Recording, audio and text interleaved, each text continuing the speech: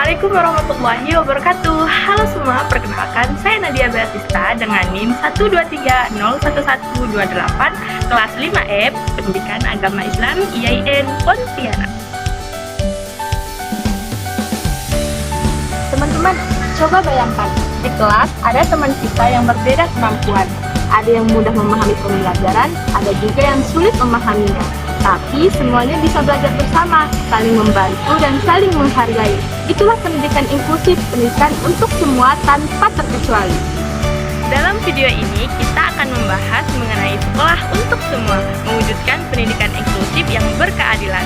Kita akan membahas mulai dari pengertian pendidikan inklusif, konsep sekolah inklusif, pentingnya kolaborasi, sampai bagaimana penerapannya di sekolah. Mari kita bahas.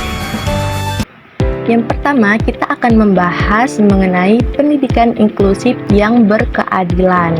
Di sini menurut Haikal tahun 2021 yang dikutip dari Handayati dan kawan-kawan tahun 2025, di situ menjelaskan bahwa pendidikan inklusif yang berkeadilan adalah sebuah pendekatan yang bertujuan untuk memastikan bahwa semua siswa tanpa memandang keterbatasan fisik, mental, sosial, atau ekonomi memiliki kesempatan yang setara dalam sistem pendidik. Intinya, inklusif berarti menghapus segala bentuk diskriminasi. Hal ini sejalan dengan Permendiknas nomor 70 tahun 2009 yang memberikan kesempatan seluas-luasnya bagi anak berkebutuhan khusus atau ABK maupun anak berbakat untuk belajar bersama di sekolah reguler. Nah, contohnya di kehidupan sehari-hari, guru bisa memberikan kesempatan yang sama kepada siswa untuk mendapat tanpa membeda-bedakan kemampuan akademik atau latar belakang. Misalnya, kalau ada teman yang kesulitan membaca, guru bisa memberikan bahan belajar dalam bentuk video, audio, atau teman sekelompok membantu membacakannya. Jadi teman-teman, sekolah inklusif adalah tempat di mana semua anak diterima dan dihargai atas keunikan mereka. Sekolah ini tidak hanya menerima siswa berkebutuhan khusus, tetapi juga menciptakan lingkungan yang ramah dan suportif bagi semua.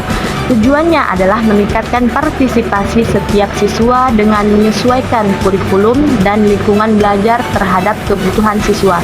Bukan anak yang menyesuaikan diri dengan sekolah, melainkan sekolah yang menyesuaikan diri dengan anak.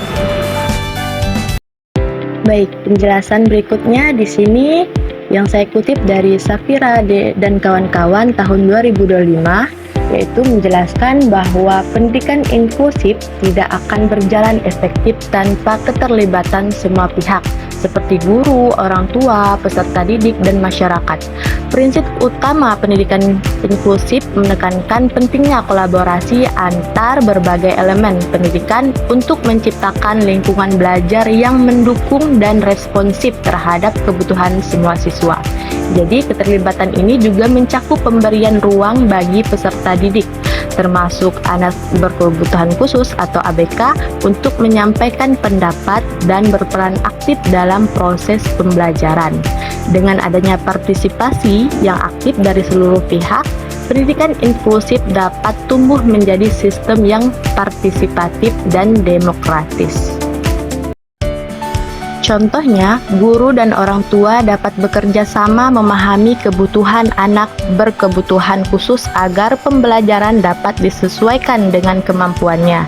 Di kelas, guru memberi kesempatan kepada semua siswa untuk mendapat, termasuk siswa pemalu atau berkebutuhan khusus, sehingga mereka merasa dihargai. Sekolah juga dapat menjalin kerjasama dengan masyarakat seperti komunitas disabilitas untuk memberikan pelatihan dan meningkatkan kesadaran terhadap pentingnya penerimaan terhadap perbedaan. Melalui kolaborasi dan keterlibatan semua pihak inilah prinsip pendidikan inklusif dapat terwujud secara nyata dalam kehidupan sehari-hari, yaitu sekolah. Nah, sekarang gimana sih cara penerapan pendidikan inklusif di lapangan? Di sini yang saya kutip Menurut Syafirina dan kawan-kawan tahun 2025, pendidikan inklusif penting untuk memastikan anak berkebutuhan khusus mendapat pendidikan sesuai kebutuhan mereka tanpa diskriminasi. Di Indonesia, hal ini diwujudkan melalui pengembangan sekolah luar biasa atau SLB dan sekolah inklusif di berbagai daerah agar setiap anak memperoleh akses dan layanan pendidikan yang setara. Melalui sistem ini, anak berkebutuhan khusus dapat belajar bersama siswa lain dalam lingkungan yang terintegrasi, namun pelaksanaannya masih menghadapi tantangan seperti keterbatasan fasilitas dan kurangnya pemahaman guru, sehingga diperlukan strategi dan metode yang tepat agar pendidikan inklusif berjalan efektif. Jadi teman-teman, pendidikan inklusif bukan sekedar menerima perbedaan, tapi juga menumbuhkan nilai kemanusiaan di dunia pendidikan. Sekolah untuk semua berarti sekolah yang menghargai, mendukung, dan memberikan ruang bagi setiap anak untuk tumbuh sesuai potensinya. Kita sebagai calon